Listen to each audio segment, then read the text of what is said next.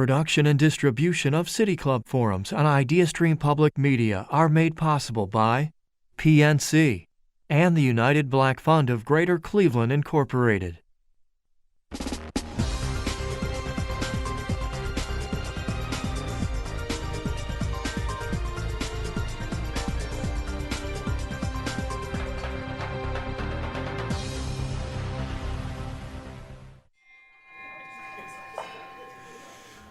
Hello, and welcome to the City Club of Cleveland, where we are devoted to conversations of consequence that help democracy thrive. It's Wednesday, June 7th, and I'm Megan Marnichek, Executive Director of the Cleveland Transformation Alliance and member of the City Club Education Committee. I'm pleased to introduce Howard Fleeter, owner of the research and consulting firm Howard Fleeter & Associates, an expert on our state's budget process. In Ohio, public education constitutes the largest share of the state spending. As the legislature reviews Governor Mike DeWine's proposed two-year budget ahead of the June 30th deadline, education funding will once again be up for debate. In the previous budget, Ohio's lawmakers included the Fair Schools Funding Plan, which takes into account a school district's expenses when calculating the state's cost per student. Still, there's a lot at stake with this budget. Ohio's public school system serves approximately 1.7 million students. What is approved later this month will determine how much or how little goes to K-12 schools in the state for the next 2 years.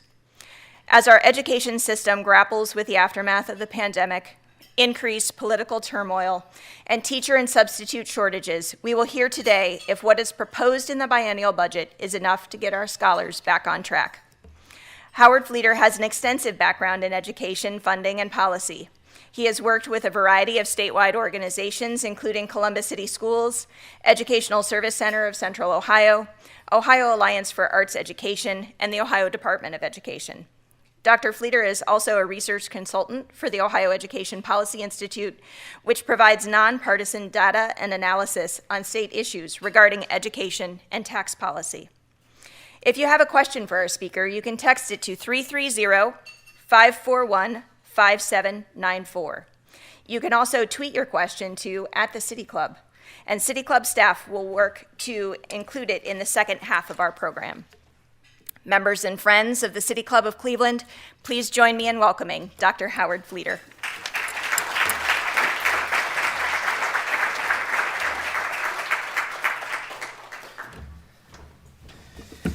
Thank you, Megan. Thank you to the City Club for inviting me to do this. I'm truly honored to be here. I am a native Clevelander. I grew up in Cleveland Heights and graduated from Cleveland Heights High School. So for me to drive up Cleveland Heights, represent, for me to drive up 71 and come here and talk about school funding in my hometown I'm really honored to do that. Thank you for putting this on. I've spent most of my professional career working on education issues, and honestly, I think making sure that every kid in this state gets an adequate education, as far as I'm concerned, is the single most important thing that our state leaders need to be doing now and all the time. So I brought a prop with me. So I got started on this back in 1991. I was an assistant professor in the School of Public Policy and Management at Ohio State. One of my former students is right down there, as a matter of fact. And I did my dissertation in California on school finance in California. Governor Voinovich had just been elected. He formed something called the Governor's Education Management Council, and he did a study on governance, and he wanted to do a study on school funding, and he had a third study that I can't remember what it was, right? The governance study raised a lot of issues that the legislature's kicking on right now, and we're still kicking around the school funding study as well. But, you know, this project landed in my lap. I went to grad school to be an economist, work on issues that affected the real world. Every single faculty member in my department told me I should run the other direction from this project, that a new professor ought to be sitting in his office writing journal articles, and I ignored all their advice. Thought I could do this project in 3 months. A year and a half later, I wrote this report, 75 single-spaced pages with 75 pages of tables, and it was without question the best decision I ever made in my life. to do this project. It got me out of my office, it got me working with policymakers, and it got me doing exactly what I went to graduate school to do. That's the good news. The title of this report was Equity, Adequacy, and Reliability in Ohio Education Finance. And I can think back to the first presentation I made back in November of 1992, and I'm pretty sure if I could find those notes, which are somewhere in my office, and if I updated the numbers, the issues and the solutions are largely the same now as they were back then. The only thing that's different, and this is important, and I'll talk about this in a little bit, we now have community schools and vouchers, which didn't exist back then. Okay, but the issues as far as what it takes to fund, the traditional K-12 school districts, of which we have 609 in Ohio, those issues are the same now as they were then. We know the problems, we know the solutions. What we need is the political will to actually implement them. And right now, where we stand, looks like the Ohio House of Representatives has more of that political will right now than the Ohio Senate does. And I'll talk about that in a little bit as well. And I know there are a lot of people, that's all they want me to talk about right now. So I've only got a half hour. Most of the people who work with me think that there's no way I can do all this in a half hour, but I'm out to prove them wrong. So what I want to do is just run through what the basic issues are, talk about the solutions, give a little bit of history for where we are, because I think you need to understand the history to know what the decisions that the legislature has in front of them right now are. And I'll talk a little bit about vouchers and where we stand with that. And then I've been instructed that you people show up here in order to ask questions, and I need to make sure you're allowed to ask questions. So, Ohio funds, public schools the same way basically every other state does. With the exception of Hawaii, it's a state and local partnership. Hawaii is entirely state funded, but all the rest of the states have local school districts which are funded with property taxes, and then the state adds aid, and they do that according to their own priorities and their own formulas. Okay, we use property taxes, I think historically. That's how we used, before there were income taxes, we would tax land, so historically we do it. It also makes sense from an economic standpoint that for small units of government like school districts, property taxes are stable. Property values tend to go up, they don't tend to go down, and that's important for small units of government because they can't withstand revenue swings that you get from income taxes and sales taxes. So the property tax makes sense as the basis for local funding. What's the problem with using property taxes? Well, we have 609 school districts in Ohio, and they're not all created equal. Okay, we've got wealthy places, and we've got poor places, okay, as does every other state. So one of the purposes of the state aid formula is to equalize the disparities between poor districts and wealthier districts. Okay, and there was I'm going to talk about, how many people have heard of the DeWine decision? This room, okay. My little report played a cameo role in that, and so I got subpoenaed in order to have that be submitted as evidence. But the DeWine decision was one of what a lot of people think of as the second wave of school funding lawsuits. The initial wave of school funding lawsuits were based primarily just on equity, that you have wealthy places and poor places, that the poor places lack the tax base in order to fund their schools properly. This was true in Ohio. Back at the time the DeWine lawsuit was filed, there were school districts that had such little local wealth that they would have needed a 45 mil levy in order to just get up to the state average level of expenditures. The average millage at that time was about 28 mils, so 45 mils is very significant. Clearly not possible for a district that poor, right? So there's significant disparities. The important thing about the DeWine decision is that there's a second function of state aid, which is just as important, and that's adequacy. Okay, and so adequacy, I've got a little definition of this which I like to read so I don't forget it. That I brought way too much stuff up to the podium for one guy in half an hour. So, and of course, the one thing I want I can't find. So adequacy, I've been thinking about this for 30 years. I can say it without looking at my notes. So adequacy is essentially making sure that each student gets the resources that they need. Okay, and that starts functionally, the way that Ohio and other states do this is it starts with what we call the base cost, which you can think of as the, what's the per pupil amount that the typical student in the typical place needs. And then we know that we've got students that aren't typical. They have additional needs. They're students with disabilities, career tech is more expensive, English language learners are more expensive, gifted students cost more to educate, and importantly, economically disadvantaged students face challenges that less disadvantaged students don't face, and they require more resources, right? So each of those, all those different types of students need to receive adequate funding from the formula. In addition, districts are different from each other. right? You know, they're different geographically, they're just in their size, in their population density. One of the most important ways that manifests itself is in transportation. Transportation costs are very different in a suburban district that's densely populated than in a rural district. We have 5 school districts in Ohio that are entire counties. Okay, and so not going to consolidate a school district beyond the county level, I don't think, right? But think about how long you need to be on a bus in a place like that and how much more expensive it is. So the formula needs to take into account all those things. Okay, so you need the base cost, and then you need, you know, the additional cost. We tend in Ohio to call those the categoricals. That's the extra money that each district needs based on their own mix of students and characteristics. Okay, so that's the adequacy issue, and the DeRolf decision was one of the first ones where both of those things were flagged by the court as being things that the state had to respond to. Okay, so, you know, in my report, you know, this is kind of basic stuff for those of us who look at school finance. You can look at the school districts. Ohio is different from other states in a couple ways. One, we are a very, very diverse state. Okay, if you just think about us compared to, you know, Michigan or Illinois or Wisconsin or Minnesota, how many major cities do each of those places have? 1.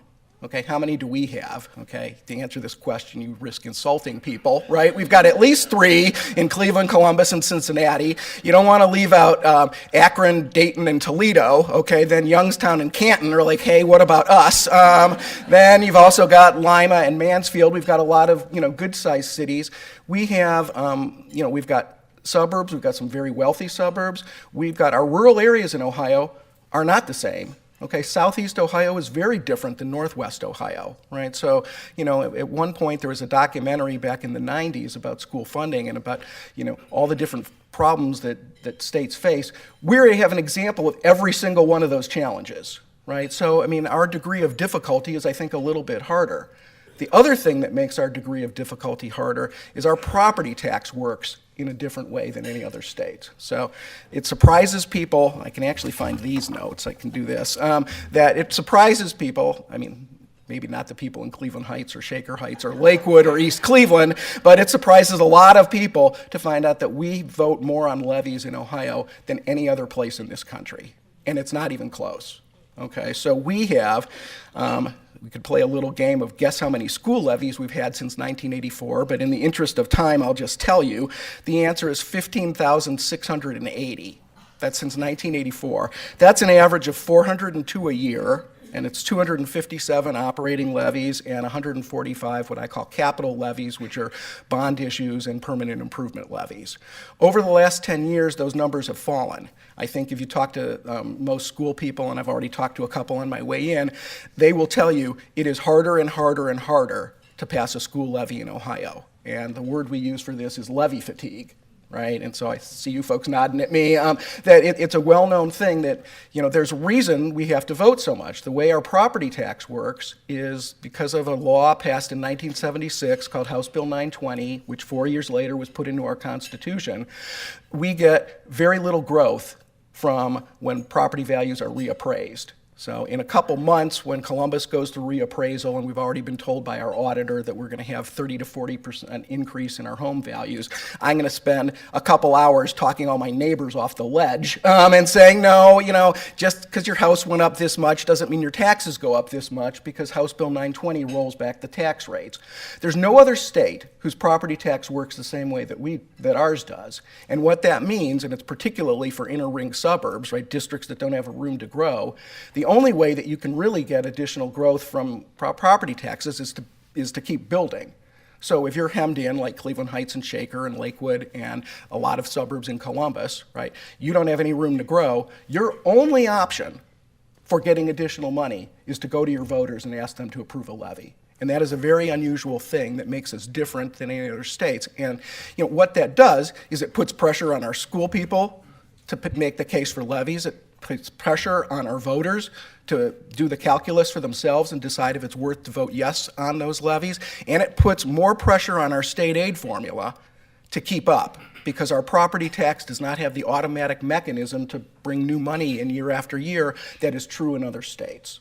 So, I mean, that's the problem that, you know, we share the problems that every state has in figuring out what's adequate how do we determine equity to offset those disparities across wealthy and poor places? But we've also got a problem that our property tax, works in a very particular way. So that's the challenge that we face. Those were the issues that were put before the Supreme Court in the DeRolf case. And on March 24th, 1997, I remember sitting in my office in Haggerty Hall at Ohio State, with my 287 computer, which only means something to people of a certain age, right? Waiting for the pages to reload so I could read that, and and then realizing within the first couple pages that the court ruled that our system was unconstitutional.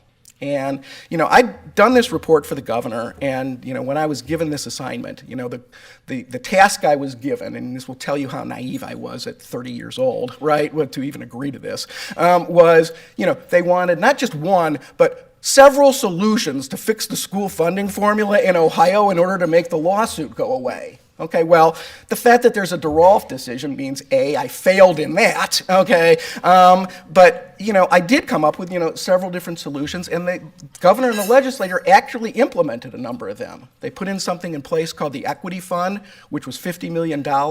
We now call it targeted assistance, and it's over $1 billion. That's money that goes to help lower wealth school districts. Okay. We changed the formula in a way that made it more equitable. They bumped up the per pupil amount by $500 from one year to the next. Okay. And so when the DeRolf decision came out, Governor Voinovich really took that personally. He was offended, right? But the state rolled up its sleeves, okay, and said, what do we need to do to comply? And the DeRolf decision flagged three things. Okay. It flagged facilities issues, right, which were deplorable. And there's a video about that called Children in America's Schools. And I can't remember the school district, but I remember there was a teacher, walking around the building and pointing out like the falling tiles and whatever. And the line that she said was, educating a child in this building is like growing a flower in a garbage can. Right? I thought, like, that stayed with me my entire life, right? And so we have since put in over $10 billion of state money for facilities, and we have made a very, very large dent. And there was a study at the time that said it was going to cost $2 billion to fix the buildings in this state. People thought that's ludicrous. And it was ludicrous because it was 80% too low, right? But people thought it was too high at the time. So, concrete example of the DeRolf decision was fixing the buildings. The other two things was it flagged the adequacy language, and it actually cited a paragraph that I wrote in my report that said that you actually have to have all the numbers in the formula be cost-based. Okay, you can't just have the legislature choosing them. And a lot of people, when I talk about this, say, well, don't we elect the legislature in order to make budget decisions like this? And the answer is yes, but not for education. Education is the only local public service that's explicitly mentioned in the Constitution, and that's true in Ohio and in other states. And so there's a higher standard that our legislature has to meet. And so, I called, when I first looked at the formula, the base per pupil amount in 1990 was $2,517 per pupil. And I thought that's a very particular number. They must have done some kind of a cost study, right, that said that's how much it costs to educate the typical kid. Okay, again, that's naive me, right, right out of grad school. No, that was the number that you got by working backwards through the formula based on what the property values were, okay, and how many kids we had, and down in the basement of the Ohio Department of Education, and literally down in the basement were two guys working at their computer, right, and they figured out, okay, in order to spend the amount of money that the legislature chose to allocate, the most we can make that per pupil amount is $2,517. And the DeRolf decision said that is not acceptable. You need to have a cost-based way, a cost study for all those numbers, for the base cost and then for the extra money you need for transportation, kids with disabilities, economically disadvantaged kids, gifted kids, career tech, English learners. All those things need to be based on a current cost of what it takes to educate those kids and get them to and from school. And that was the task that the DeRolf lawsuit laid out in terms of adequacy. In terms of equity, they said, Ohio's system suffers from an over-reliance on the local property tax. It would have been nice if they would have been a bit more specific, because you can interpret that several different ways. You can just say our property taxes are too high, and honestly, we're about in the middle nationally. Okay, and if they are high, it's not because of school taxes, it's because we have a lot of taxes at the local level for other things. Many states don't have a local tax for developmental disabilities, or adult alcohol, drug addiction, and mental health services, or children's services, or elderly services, or any of the things that we have levies on the ballot in Columbus for and across this state. But it's not really that our property taxes are too high. Some people thought it was, we have too many levies. We do have too many levies, but that's because of House Bill 920. It's not because there's a problem with the funding formula. The last reason for that, and when you closely read all the DeWine decisions, and there are 4 of them, example after example after example shows that what the court meant by over-reliance on local property taxes was the disparities between wealthy and less wealthy school districts. And so that's the task that the legislature was left with after the DeWine decision. And, commission was convened. They brought in a national expert from Colorado named John Augenblick. He came up with a methodology to determine the base cost. We made some other changes to the formula. We spent 13 years from 1999 through 2011 trying different versions of the formula to comply with the DeWine decision and make sure that what we were doing was equitable and adequate. And then the last objective in my report was it needs to be reliable. Like, once you fix it, it needs to stay fixed, right? And so it needs to work over time. So, we were making a good faith effort. There's different ways you can get at this. You can work backwards from what are the successful school districts we have and look at how much they spend. That's the way we started. You can look at what are the inputs that you need in order to provide a quality education, and you can figure out what they cost. Both of those things to an economist are 2 different ways of getting you to the same objective. I think the inputs approach, we change our outcome measures too much for that to be stable enough for the funding formula. The inputs approach is very intuitive. That's what the Fair School Funding Plan is based on now. People, and there are people who are not supportive of public schools by and large, they will say things like, there's no scientific way to do this. Okay? That's not true. Okay? There is a scientific way to do this, right? You can have somebody like me or a statistician or another economist. We've got the data. You can crunch numbers, and you can do a statistical analysis of the spending and the outcomes across 609 school districts, and you can get a fairly, accurate sense for most things of, what it would cost to do that based on how districts are doing. The problem with that, and I learned this much to my dismay right out of graduate school, because that's what I was trained to do, is to policymakers, that's a black box, right? They need to understand, right? Yes, the Constitution says you need to fix this problem, but they need to understand why they're directing dollars the way they are, right? And I learned fairly quickly in my career that you need, in order for any methodology we use to come up with the parameters for our school funding formula, that it has to be transparent and understandable.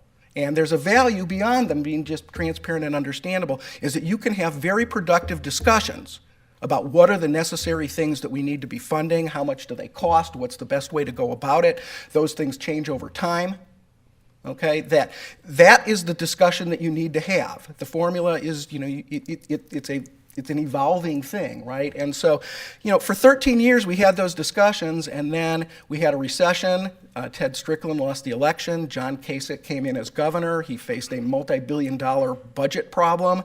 He tossed out Ted Strickland's input-based model, held the formula harmless for a couple of years, and then since then, we spent 10 years where we were back to doing the same thing that we were doing before the DeWine decision, that we were just picking numbers. And this time, instead of 2,517, we were picking round numbers. It was 50. It was 5,800. Then it went up to 5,900. Then it went up to 6,000. Then 6,010. And then 6,020. When I can't sleep at night, I just run through all the different foundation formula amounts, and then eventually I go to sleep, right? I know them off the top of my head, which is sad for me. But it was, so we, from 1990 to 2019, we went from $2,517 per pupil to $6,020 per pupil, but neither one of those numbers meant anything. They weren't based on a cost of what it took to educate a kid back then or now. And so in comes the Fair School Funding Plan, where we now have an input methodology, okay? And, what do we do about the equity issue? The equity issue is basically 2 things. Boy, I am running out of time. So If the problem with equity is that you've got disparities between wealthy places and poor places, what you need to do is divide a formula that gives more money to poor places and less money to wealthy places. That's what every state does. So the concept is easy. The details, that's where the devil is, right? And so for years, we used property values, and we used like a millage rate that we would apply, and then we realized, okay, we could equalize up to that millage rate, but the wealthy districts can go beyond that with their own levies, right? The less wealthy districts have difficulty passing, and even if they do, they don't have the tax base to generate much money. So we realized, Ohio and other states, we put into Tier 2. That's where the equity fund was. We then bumped it up after the DeRolf decision and called it parity aid, so it started out at about $500 million. It was $500 million was parity aid. Then we turned it into something we call targeted assistance. And it's a way to provide extra money for districts beyond just the adequacy level so that they can pursue the local goals that they have the same way that wealthier districts can. That's when you really get true equity. That's when you get local control. I hear a lot of discussion about local control, but if you don't have the resources to exercise it, it's just talk. Right? So, you need two things. You need that state and local share calculation to be right, and you need that second tier of funding to also allow these districts to go beyond, because districts are different, they have different objectives, okay, and to really be able to pursue them, that's what you need to do. And so what we've learned over time is that having that local share just based on property taxes, that's clearly important. That's where we get most of the funding from at the local level, okay? But you also need to include income, because the ability to tap into your tax base, whatever it is limited by the income of your voters. One of the reasons, for disparities is certainly home prices in a wealthy area versus a poor area, but a lot of it has to do with where, business and commercial, industrial, and public utility property is located. Those things add to your tax base, but they don't vote. Okay, so there are a lot of communities that have power plants, okay, and they tend to be located, along the river or, along other bodies of water because that's what they need. And so they're in low-income places and they look like that they're wealthy, but their voters don't have the ability to tap into that tax base the same way that wealthier people do. So the formula that we have in the school funding, Fair School Funding Plan also incorporates income. And so this year is the second year of that formula. Last year was the first year. It's supposed to be a 6-year phase-in. This were years 1 and 2.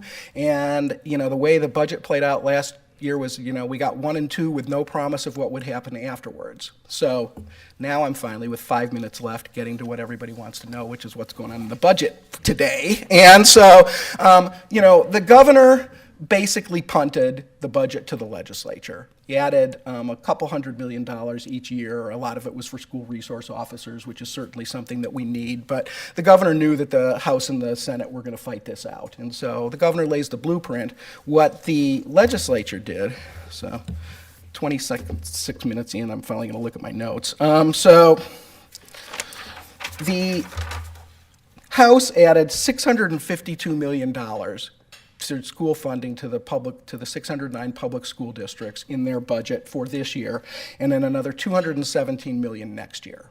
And the amount is larger this year because when the adequacy calculation was made, we're using data from 2018. And that was sort of a mistake that happened in the last budget.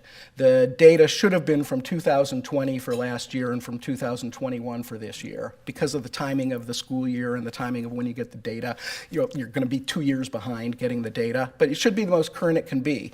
And so we were using 2018 data in 2023, so we're 3 years behind this year. The House increased that for next year to 2022, which is the proper year. It's going to be using the most current data. And so that's why there's a bigger jump from in the first year of this budget under their plan than in the second year. And so that's absolutely something that needed to be done.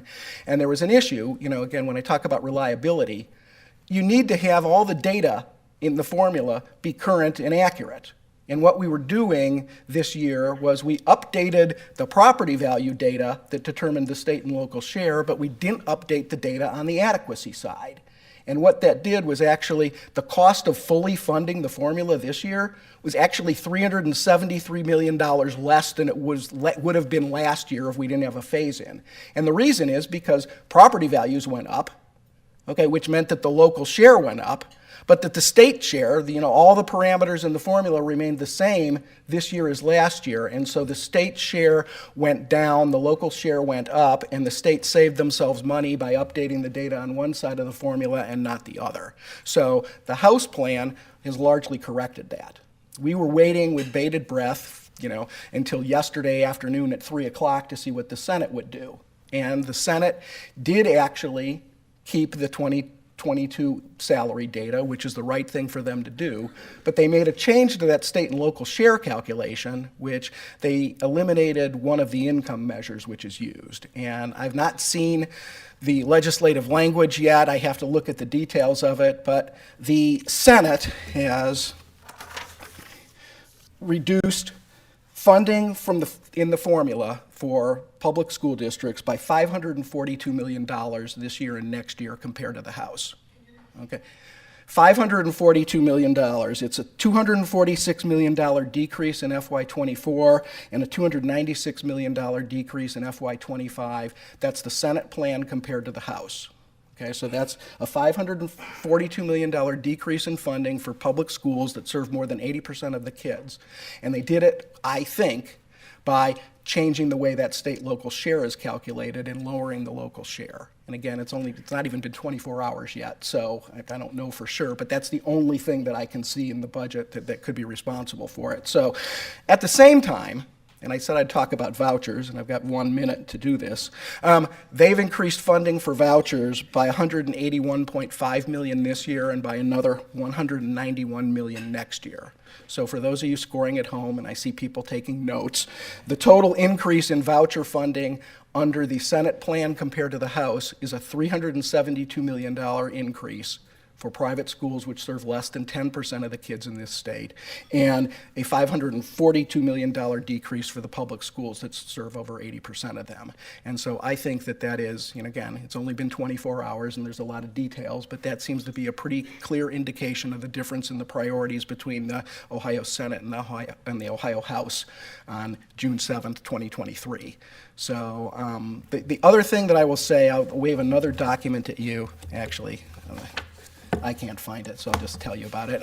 On Monday, the Ohio Education Policy Institute released a report I did on school vouchers in Ohio. And I've tabulated the data. Vouchers started in 1997 in Cleveland. It was one of the first 3 voucher programs in the country, along with Milwaukee, and a third one, which I cannot for the life of me remember, and I can't Google to figure it out, right? But we were one of the first 3 in Cleveland. There was a lawsuit that went all the way to the U.S. Supreme Court, and it ended up saying that it was in fact allowed to do that, even though most of the public dollars were going to religious-based schools. So vouchers, that program was validated as legal. Since then, we've added 4 voucher programs. We've added one for students with autism. We've added the John Peterson Special Needs Program for students with disabilities.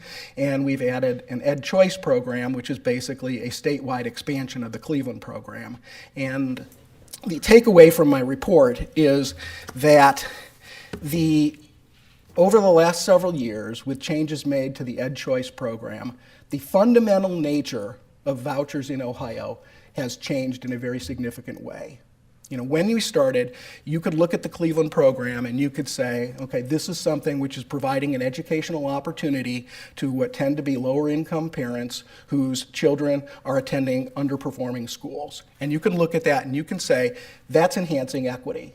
School choice wasn't invented in the 1990s with community schools and vouchers. School choice goes back to the first time somebody moved to another school district or paid their own money to go to a private school.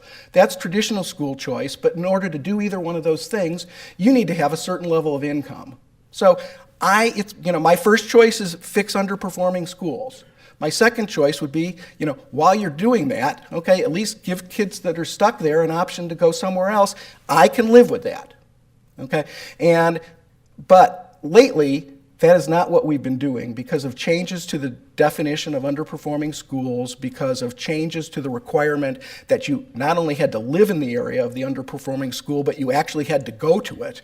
Those changes have been made by the legislature, and in the last 4 years, we have gone from 7% of students getting Ed Choice vouchers having not attended having attended a private school the year before, to 55% of the new students getting vouchers this year were already in private schools.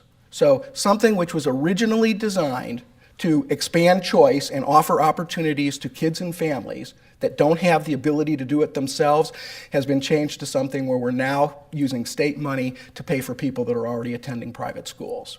And, you know, the end game of that is what people call the backpack bill. It's a universal voucher program, and the Senate did put in their version of a universal ed choice program into the budget, and that's responsible for that increase in vouchers. So, you know, it's again, I think that, you know, what we know now that we didn't know yesterday is we know very clearly what the priorities of the Ohio Senate are. I will stop there and take questions. I could talk forever, but I know you won't let me. So thank you.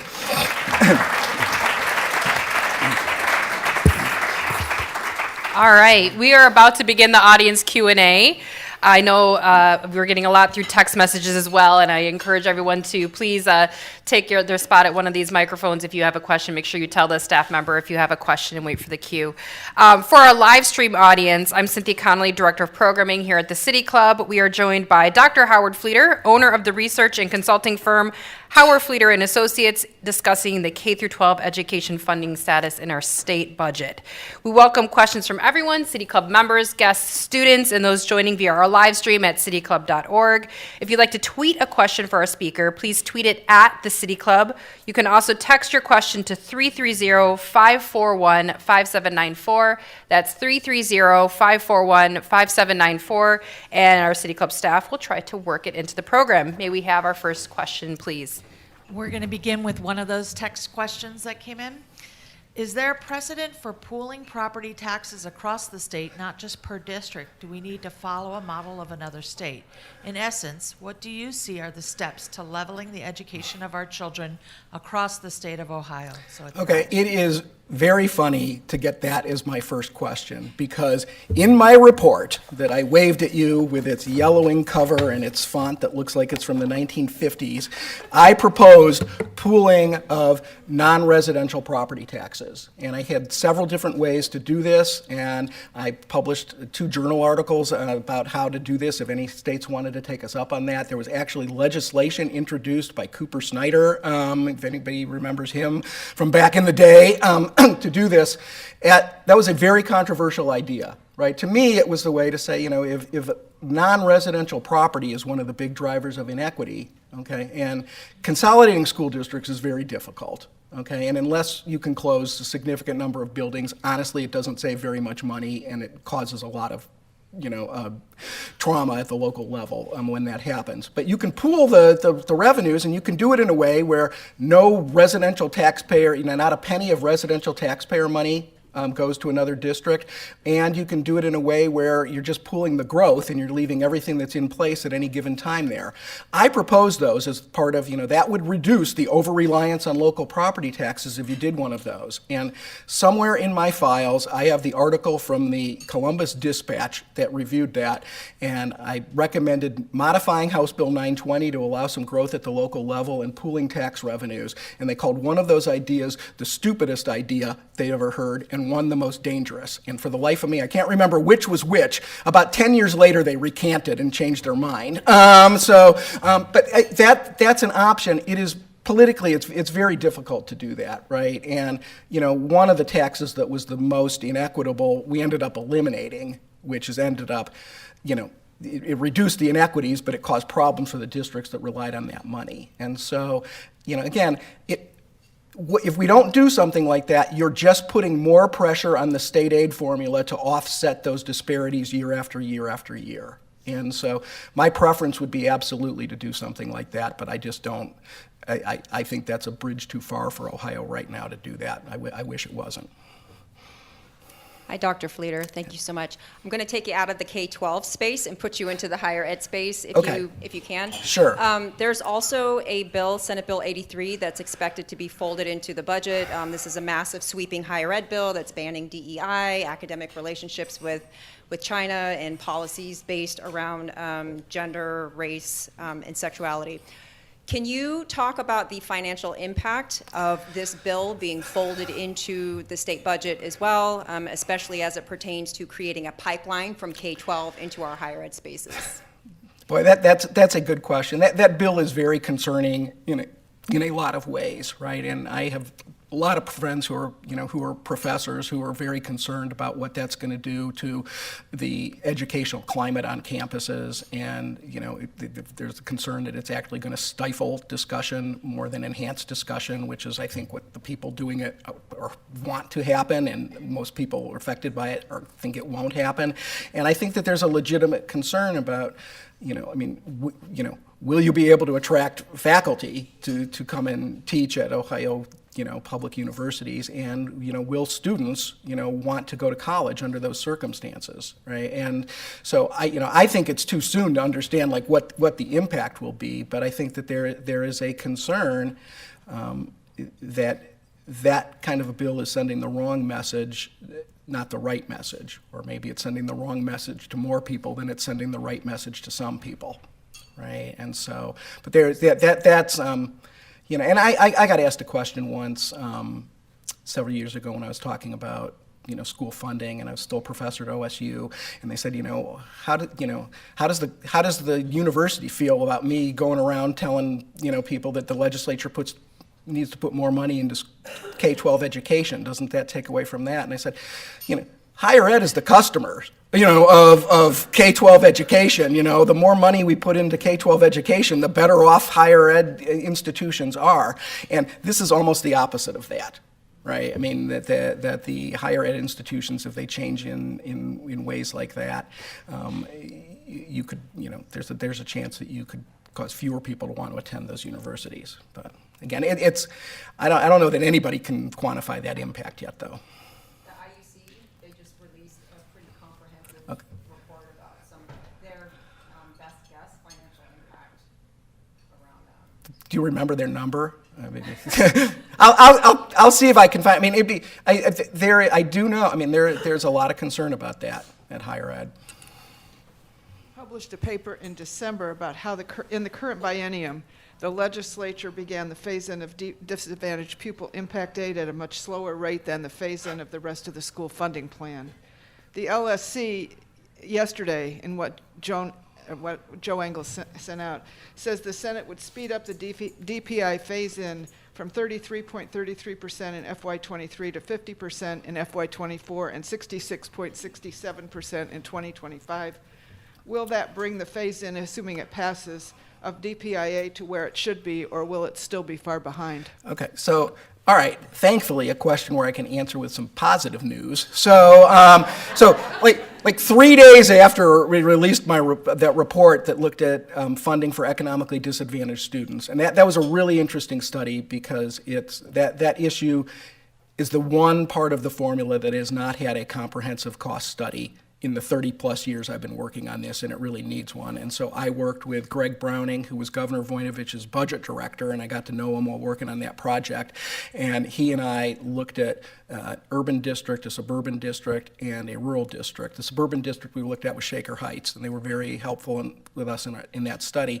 And what we wanted to do was we wanted to quantify what are the services that lower income kids need that higher income kids don't need. What is it that need to take that? And it was very interesting because we found there were a lot more similarities across a large urban district, a rural district, and a relatively wealthy suburban district than I would have guessed, right? The things that they're doing, the types of interventions they're taking. And so, our hope was, that we'll actually get that cost study. And for the last 3 budgets, the House has put the economically disadvantaged cost study in, and the Senate has taken it out. On my way here, I got a text message that somebody said it looks like the Senate took the cost study out again, and it's like smack in my head, right? And to do that study is $500,000. It's an $80 billion budget, right? It's literally rounding error, right? I mean, and I think they don't want to know the answer to that. But the good news is that they did at least fix the issue of the phase-in. They did that a couple days after our report came out, in the lame duck session, kind of out of nowhere to all of us, they accelerated the phase-in so that for this year, they did raise the phase-in for the disadvantaged aid to 33%, and then the 50% for next year and the 66.7% for 2025. Those are the same percentages as all the rest of the components. And so we don't have the study, but the Fair School Funding Plan Committee was smart enough to think ahead on that. And so they put in kind of a placeholder target. And so that funding right now is a little over $400 million. And when it's fully funded, it's going to be over $600 million. So whether there's a study or not, as long as they stick to the formula, there will be more money going in each year to help those kids. And as I've worked on all this over the years, closing the achievement gap has become the single most important issue that I think we face in this state educationally, right? From a human capital perspective, we cannot have any more students that are not achieving up to their potential and that are not proficient. And the gap on every single test we issue is 20 to 25 percentage points for low-income students versus higher-income students, and we just can't accept this anymore. It just can't stand. So if there's one thing I would like to see change before I retire, it would be that. Hi. Thank you so much for your talk, especially the way that you framed the difference Ohio has with property tax levies was particularly elucidating for me. So I have a couple of quick questions about levies in particular.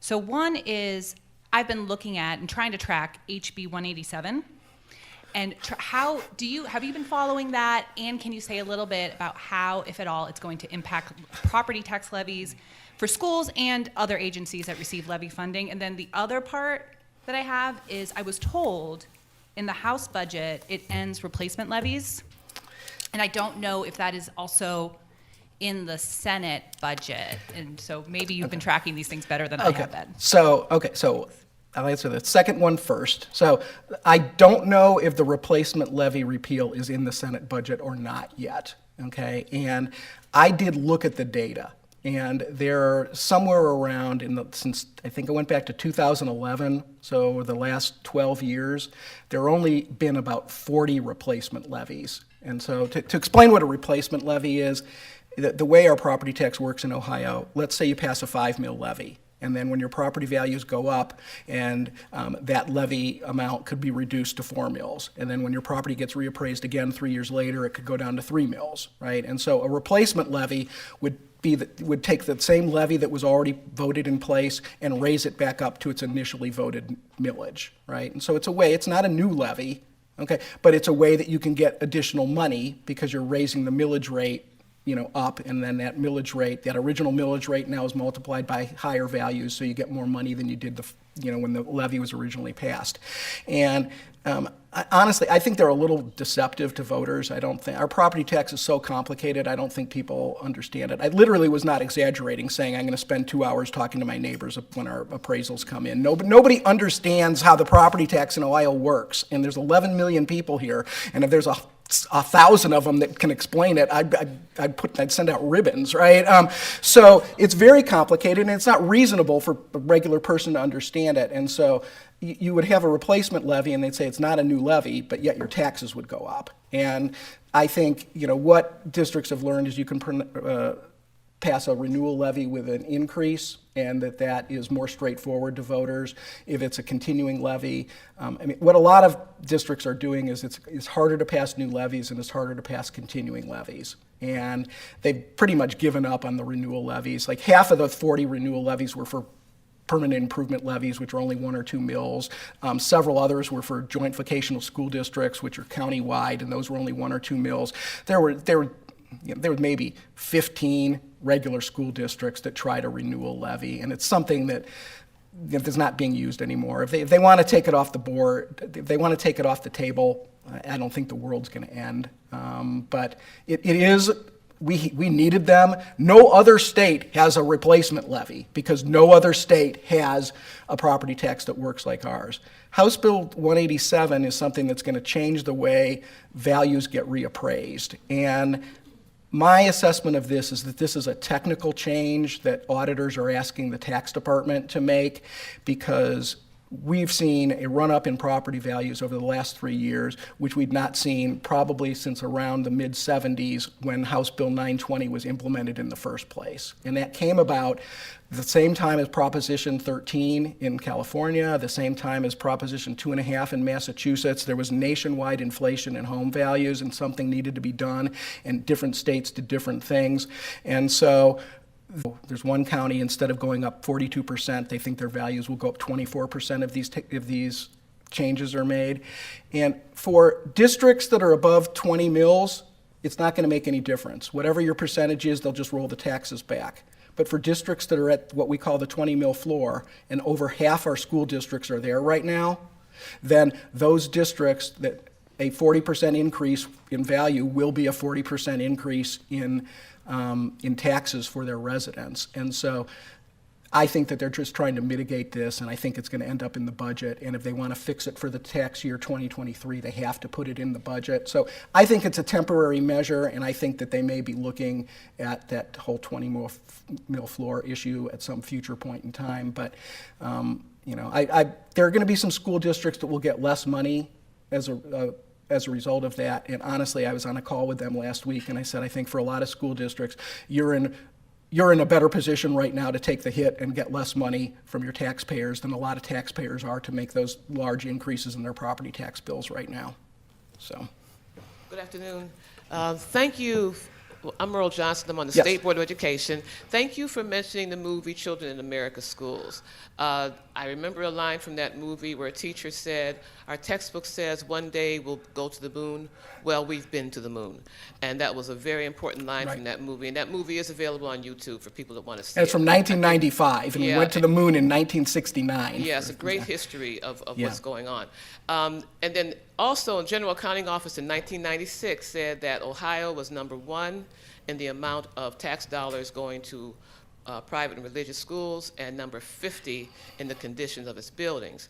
So that leads to my question, and you may not be prepared to answer it, but do you know where we stand now in those two stats, the conditions of our buildings and the amount of tax dollars going to private and religious schools? I don't know the rankings, right? I know that traditionally Ohio has been the top two for sending money to private schools. We send money to private schools for auxiliary services and for administrative services.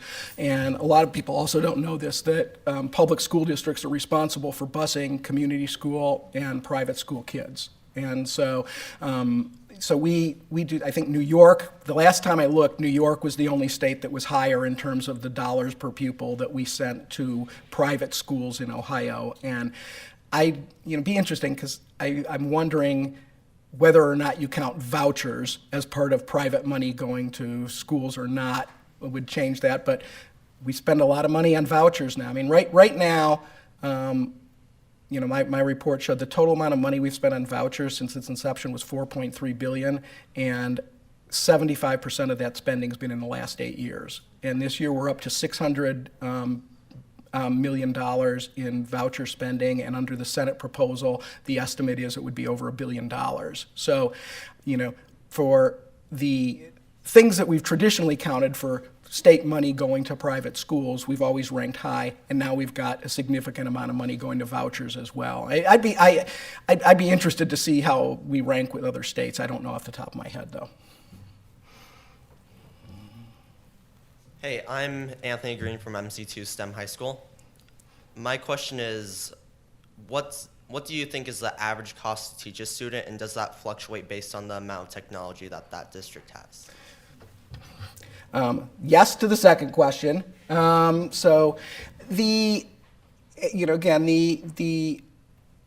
to the model that we have in place right now, so what we've defined as the base cost, right, that the cost for this year is about $7,200 per student on average across districts. So the Fair School Funding Model, the old cost from 2019 was $6,020. So the cost that we're using now is about 20% higher for that, right? And that is, the base cost is a narrowly defined thing. It's just for the typical kid for the typical needs. Again, there's a lot of extra services and things that are funded differently and are funded beyond that.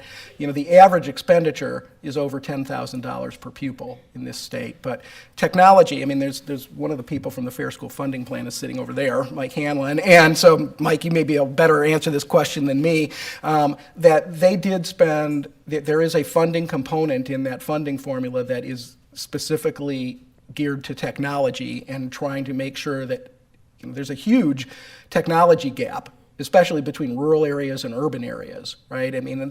There are school buildings that were, they have to go outside to get reliable Wi-Fi, right? I'm not making this up, right? And so there's a big technology gap, and they did there was a subcommittee that looked at that, and that funding for that to try to equalize those differences is now included in the funding plan. I can't remember the dollar amounts off the top of my head. Do you remember, Mike? It's $150 per student. Right. Okay. Yeah.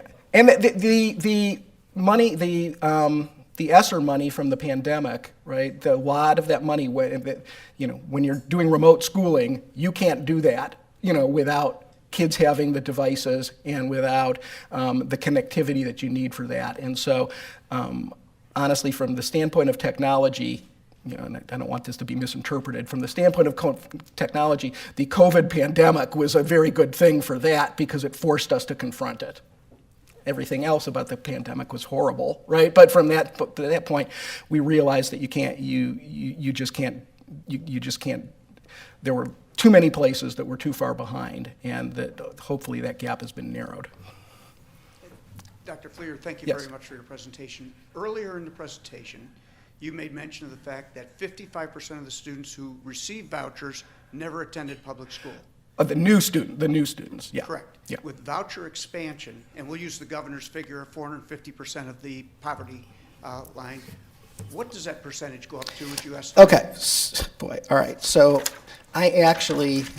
this was the last thing I looked at before I left my house this morning, was I looked at my file to try and remember this, and who knows where I wrote those numbers down, right? That, the current proposal is 250%, right? So there's a second ed choice there's one ed choice program which is based on living in the attendance area of a low-performing school. And then there's a second one called ed choice expansion, where your eligibility is based on your income level. And so it doesn't matter what school you would be going to or not, and that the current cutoff for that is 250%. And if I remember my numbers right from 3 hours ago, about 46% of the kids in Ohio between ages 6 and 17 live in households that are at 250% or below. The governor's proposal would expand that to 400%, and that, I think, takes you up to around 60-something%. I can't remember exactly. The House proposal would raise that to 450%, which I think is 73% of the students. The Senate proposal makes everybody eligible, but once you're above 450%, it would start reducing the voucher amount. And so the cost estimate, right, for a similar universal voucher program, and I think Senate Bill 11 right now, was that would ultimately cost $500 million to do that, just to expand ed choice in that way. And I think that's what the Senate's doing, but again, I haven't seen the language and not enough time has passed. So that's the reason for the voucher increase, is that they've expanded that eligibility limit. And you can see that they're capturing 450% of the federal poverty level, I think, is $135,000 for a family of 4. I don't think of that as low income. So, am I out of time? Yes, we are at time. That's all right. I'm happy to stick around if people have more questions. I will talk about school funding if anybody's ever willing to listen. So thank you very much. I really appreciate it. Thank you. You can leave your notes. Thank you. I love the notes here. This is very much so in the vein of a lot of the policy wonks that I know and work with. That's my brain. Yes, I love it. Thank you, Howard, once again for joining us at the City Club today. Today's forum is part of the City Club's Education Innovation Series in partnership with Nordson, and the City Club is grateful for your continued support. We would also like to welcome guests at the tables hosted by Honesty for Ohio Education, MC Squared STEM High School, and Nordson. Thank you all for being here today.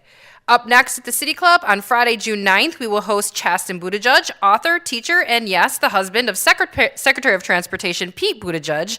He will join WKYC reporter Emma Henderson for a discussion about his young adult adaptation of his memoir, I Have Something to Tell You.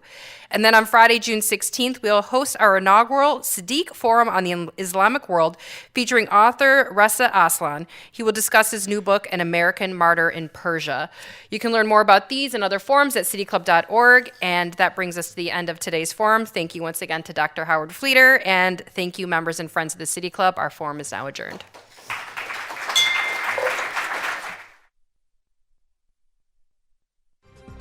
For information on upcoming speakers or for podcasts of the City Club, go to cityclub.org.